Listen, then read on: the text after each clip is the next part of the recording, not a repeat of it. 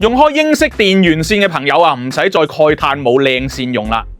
大家好，歡迎收睇《獨海浮沉》，我係司徒夾帶。玩音響而用緊英式線嘅朋友咧，成日都遇到個問題，即係嗰啲新嘅電源線啊、高級發燒電源線啊，都唔出英式嘅咁樣，淨係出美式嘅。咁今日咧就打破呢個缺口，台上面咧就揾嚟兩條6N 單晶銅嘅英式電源廠線咁啊品牌就係象神啦，型號咧就係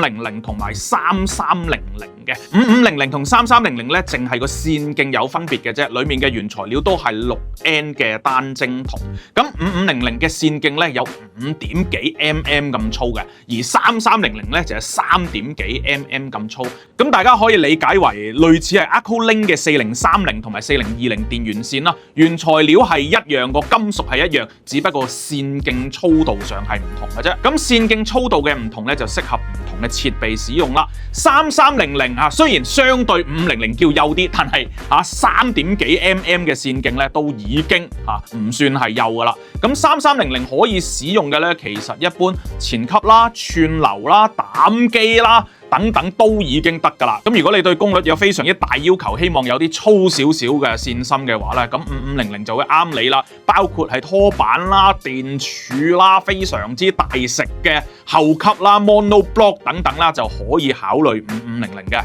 咁由於線芯嘅金屬咧係6N 單晶銅，係純銅嚟噶，咁所以咧我專登揾咗廠方咧做翻呢個叫做導腦嘅插頭俾佢，可以平衡翻兩邊嘅聲音。6N 單晶銅咧可以做到個聲音咧就係非常之平均啦，中低頻好有力啦，而因為純度高咧，仲有少少光輝嘅感覺添。我自己本身比較中意用純銅或者純銀線嘅，因為鍍銀或者鍍其他金屬咧，嗰個技術要求咧係高好多嘅。咁一個唔覺意做得唔靚咧，啲聲音就會好怪，所以我自己中意用純金屬嘅線材嘅。所以如果呢個純銅嘅線材咧係做得好嘅話咧，係可以打贏好多什麼鍍銀或者溝咗其他好多唔同嘅合金落去嘅一個線材嘅。咁頭先講過啦，3300就比較適合前級串流音源膽機合併機都已經係足夠噶啦。咁你話你有 budget 嘅，我中意喺串流嗰度用5500得唔得？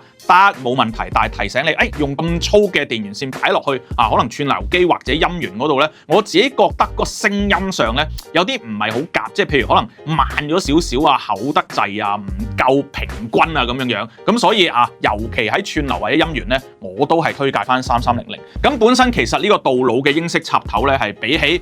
鍍金嘅英式插頭或者比起美式插頭咧，都係貴嘅。咁但係我同廠方溝通過之後咧，佢就好啦，香港嘅朋友，我做翻一樣嘅價錢俾你啦。咁所以呢條1.5米嘅3300 6N 單晶銅英式導腦插頭嘅電源線，講緊係千幾蚊啫，1280蚊啫。咁你如果千幾蚊要買任何嘅其他牌子，都應該做唔到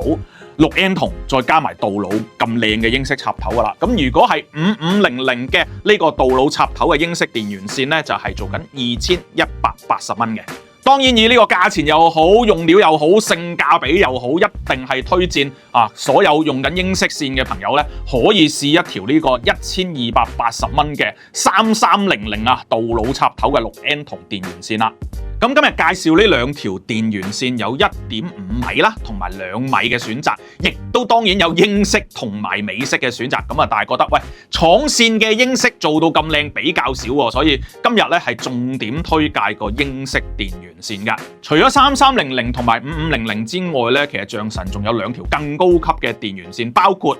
純銅加純銀嘅纏繞啦，唔係鍍銀，唔係溝金屬，係純銀嘅線芯再加上純銅嘅線芯做嘅電源線啦，仲有純銀嘅電源線啦，咁價格都係比較高啲，咁都可以做英式電源線嘅嚇。咁如果你係有要求嘅想查詢下嘅，歡迎 WhatsApp 或者微信我都得㗎。